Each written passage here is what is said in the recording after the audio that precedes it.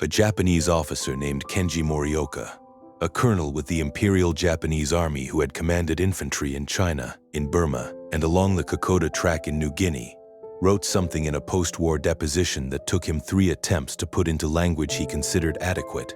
He wrote, "I have tried to explain this to men who were not there and found I could not.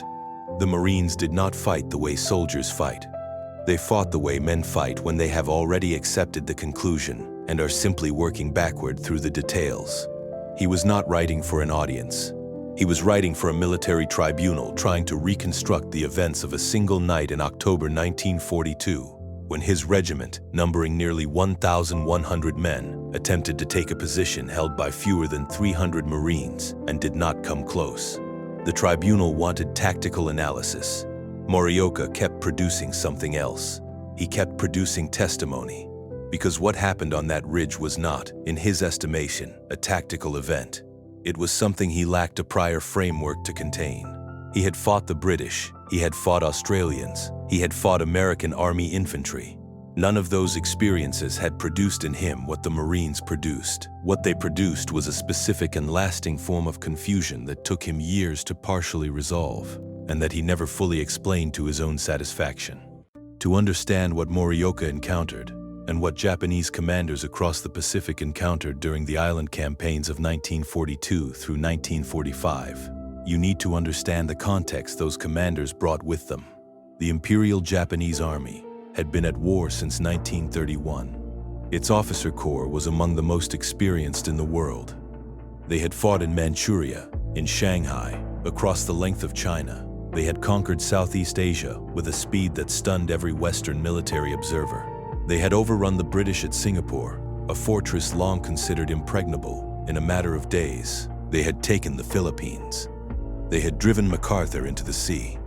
By August of 1942, the Japanese military establishment had constructed a working theory of Western military capability, and that theory was not flattering to the West. Western armies, in the Japanese assessment, were technologically proficient, logistically dependent, and psychologically brittle. Cut their supply lines and they hesitated, threatened their flanks and they retreated, sustained pressure over days without relief and they broke. The Americans arriving in the Pacific in 1942 fit this template precisely. They were well supplied, they were mechanized, they were clearly not prepared to die in the volumes the Japanese considered operationally necessary. General Harukichi Hyakutake, commanding Japanese forces in the Solomon Islands in the autumn of 1942, issued an order to his subordinates assessing the Marines on Guadalcanal that read, in part, "They are weaklings in the field, destroy them." He issued that order in August. By November, he was requesting emergency reinforcement and filing reports that his staff could not reconcile with any prior template for American infantry performance. What had changed was contact. Hyakutake had issued his assessment before his units had sustained real engagement with the 1st Marine Division. Once they had, the reports that came back to his headquarters described something his taxonomy had not prepared him for. Lieutenant Hiroshi Wakabayashi, a platoon commander who survived the night assault of August 21st along the Tenaru River, said in his post-war statement, "We came at them in the dark with everything. The fire did not stop. It did not slow. It did not move. I thought the position must be held by many hundreds of men. When I saw afterward how few there had been, I sat down and could not stand for some time."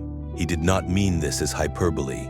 He was describing a physiological response to information that his nervous system had not known how to process. His unit had attacked a Marine position held by 800 men with a force of nearly 1,000. The Marines killed approximately 800 Japanese soldiers in the course of a single-night engagement. Wakabayashi had personally witnessed 3 separate assault waves break against the same wire. He had watched men he had trained with for years die at distances of fewer than 30 meters from their objective. And the position had not moved, not a meter, not an inch. The Marines had not fallen back, had not consolidated, had not done any of the things that infantry doctrine said infantry did when pressed past sustainable loss rates. They had simply kept firing. The pattern repeated. At Lunga Point, at Edson's Ridge, along every contested perimeter on Guadalcanal, and later on Peleliu and Iwo Jima, Japanese commanders filed reports describing the same phenomenon in different language, but arriving at the same conclusion.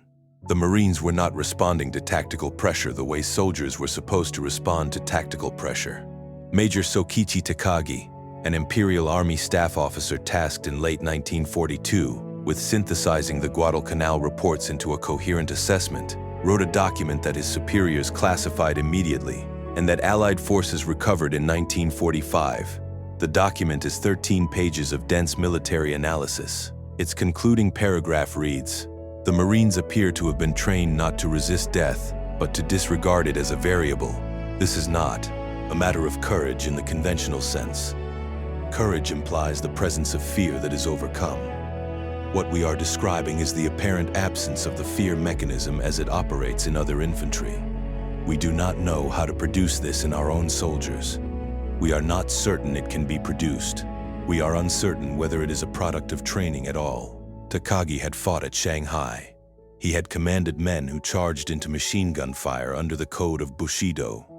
He was not a man who underestimated the will of soldiers, and he was confessing, in the formal language of a staff assessment, that he had encountered something he could not explain.